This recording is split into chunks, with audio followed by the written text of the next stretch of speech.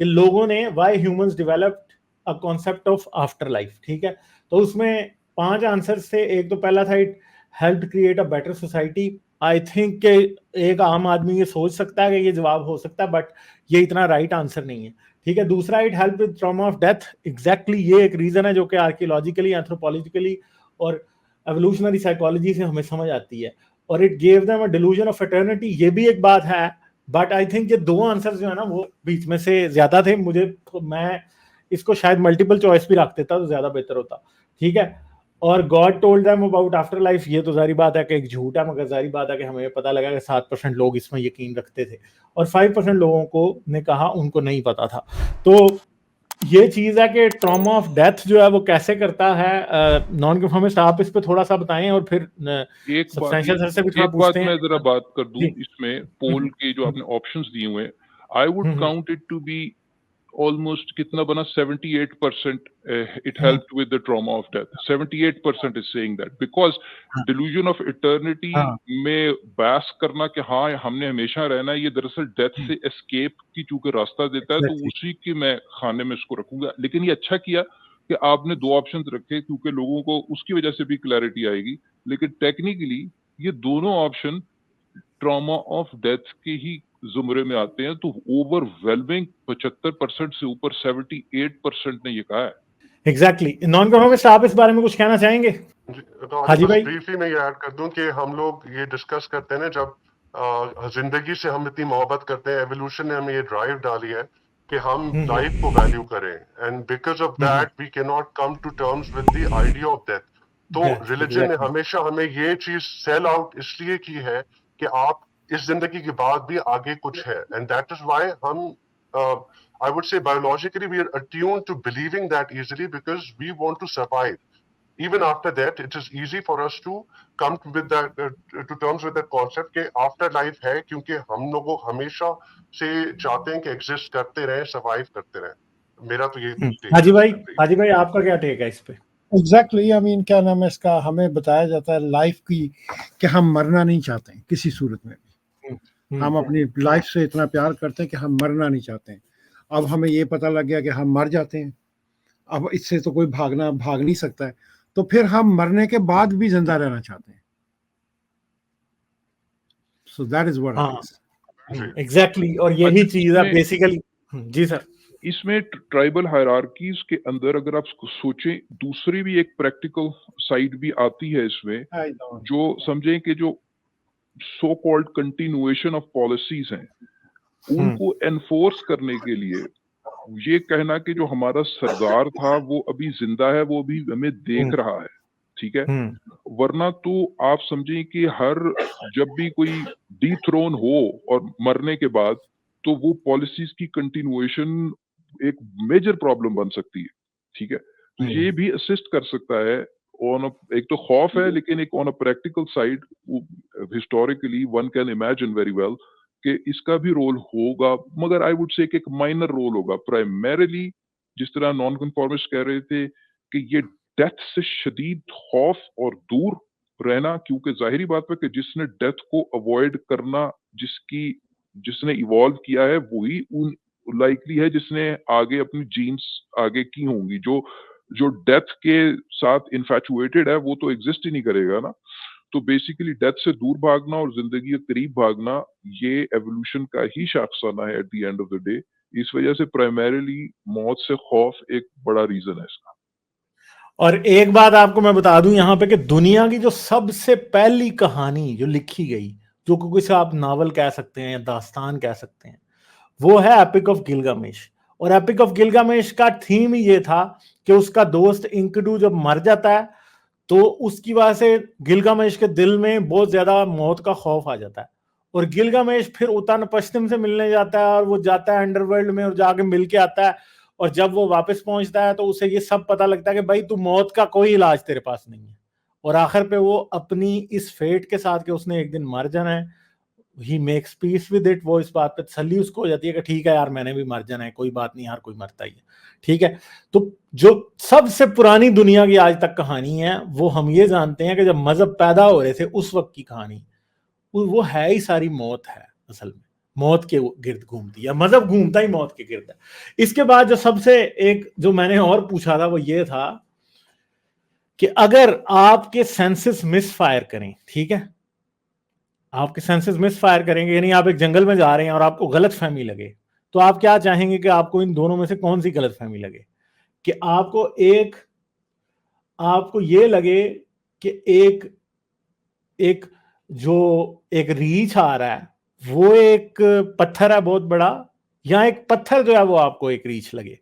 तो इसके बारे में 82% लोगों ने कहा था कि हाँ जी यही बेहतर है कि हमें इस बात की गलतफहमी हो जाए कि एक पत्थर जो है वो रीछ है, ना कि इस बात की कि रीछ पत्थर है। ठीक है, तो इसकी काफी लंबी एक्सप्लेनेशन दी जा सकती है। सबसे सर जरा ये बताएं जरा ये क्यों जरूरी है कि हमें ये लगे, जैसे कुछ काफी लोगों ने आंसर तो ठीक दिया है कि पत्थर हमें अगर रीछ लगे तो ज्यादा बेहतर है, अगर हमें रीछ पत्थर लगने लग गया तो फिर क्या मसला पैदा होगा? जी, ये अभी मैंने बात अभी की भी थी।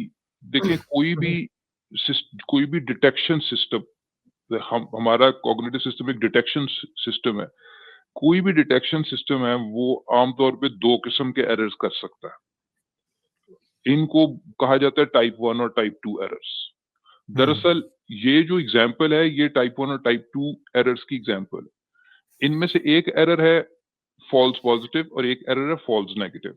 फॉल्स पॉजिटिव का मतलब ये होता है कि जब कोई चीज ना हो और मैं कहूं कि वो है, ठीक है, यानी कि मैं उसको पॉजिटिवली डिटेक्ट कर रहा हूं बट फॉल्सली डिटेक्ट कर रहा हूं।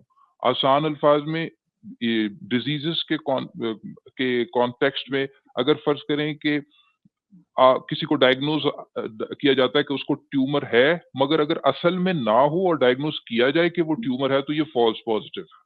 ठीक है। दूसरी तरफ अगर क्या कहते हैं ट्यूमर हो और डायग्नोसिस ये हो जाए कि नहीं जी डेफिनेटिवली आपको ट्यूमर नहीं है, ये फॉल्स नेगेटिव है। तो इवन डायग्नोसिस में भी ना ये जो दोनों एरर्स हैं, तो दोनों एरर्स, मगर आमतौर पे ये इक्वली कॉस्टली नहीं समझे जाते।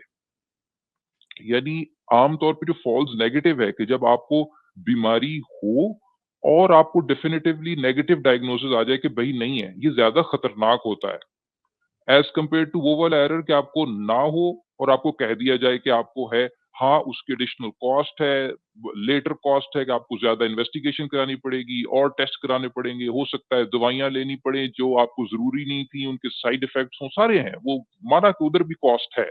मगर जब आपको एक इम्पेंडिंग बीमारी है और आपको डेफिनेटिवली क्लीन चिट मिल जाए कि नहीं you are good to go, वो ज्यादा खतरनाक है, तो फिर तो आप सर्वाइव ही नहीं करेंगे।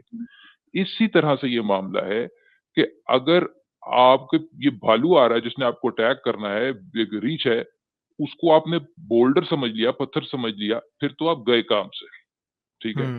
लेकिन अगर एक बोल्डर है और उसको आपने भालू समझ लिया और वहां से आपने दौड़ लगा दी और जान बचा के निकले, तो बहरहाल हाँ आपने एनर्जी एक्सपेंडिचर किया या आपको कॉस्ट पड़ी बेकार में जो आप कहीं और इस्तेमाल कर सकते थे, लेकिन आप बच गए, ठीक है।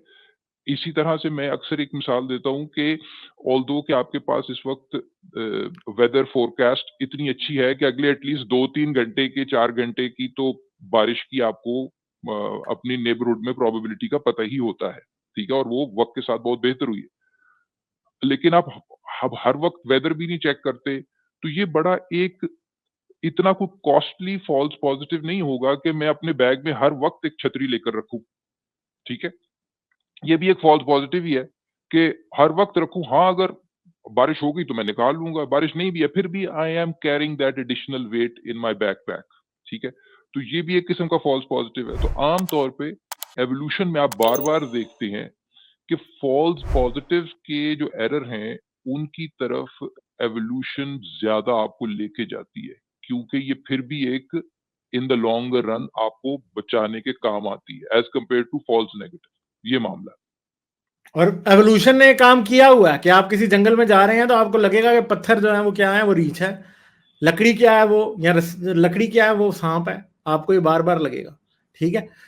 क्योंकि एवोल्यूशन ने जानबूझ के आपके फॉल्स पॉजिटिव्स क्रिएट किए हैं, क्योंकि ये अगर आपको 10 बार भी एक पत्थर के लिए ये गलती लगे कि वो रीछ है, ठीक है, तो ये बात नुकसानदेह नहीं है। अगर एक बार आपको रीछ के लिए गलती लग गई ना कि वो पत्थर है, तो फिर आप गए काम से, ठीक है। ये बात तो ये चीज जो है ना, क्योंकि उस दिन आप मर जाएंगे, ठीक है, क्योंकि रीच तो नहीं छोड़ेगा आपको। तो ये गालिब, इसमें मैं एक और एग्जांपल दूं, जैसे एक बिल्ली होती है, उसके पीछे लेट्स से एक कैट आपने ह्यूमन कम्युनिटी में रेस किया, उसने कभी अपनी माँ के साथ कोई टाइम नहीं गुजारा, लेकिन वो एक जब मिड एज पे आती है, जैसे 4-5 महीने 6 महीने में, आप उसके पीछे तो कोई साम जैसी चीज, कोई क्यूकम्बर टाइप रख दें, उसका फर्स्ट नी जर्क रिस्पॉन्स होता है टू बेसिकली, उसका रिफ्लेक्स एक्शन होता है तो उससे पीछे भागे और जंप मारे। Now this behavior, the mother has not taught that. This behavior is engraved in the genes of that cat.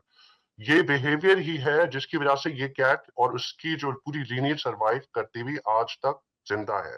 तो कुछ जो behavior, जो rewarding behavior होते हैं, जो ensure करते हैं हमारा survival, उसमें जैसे substantial ने समझाया कि false positive और false negative का difference, तो obviously any behavior that will reward us in the form of survivability, वो एवोल्यूशन सेलेक्ट करती है। लाइक, शेयर और सब्सक्राइब करना मत भूलें। इसके साथ साथ आप मेरे चैनल को पेट्रियन पर सपोर्ट कर सकते हैं। पेट्रियन का लिंक वीडियो की डिस्क्रिप्शन में है।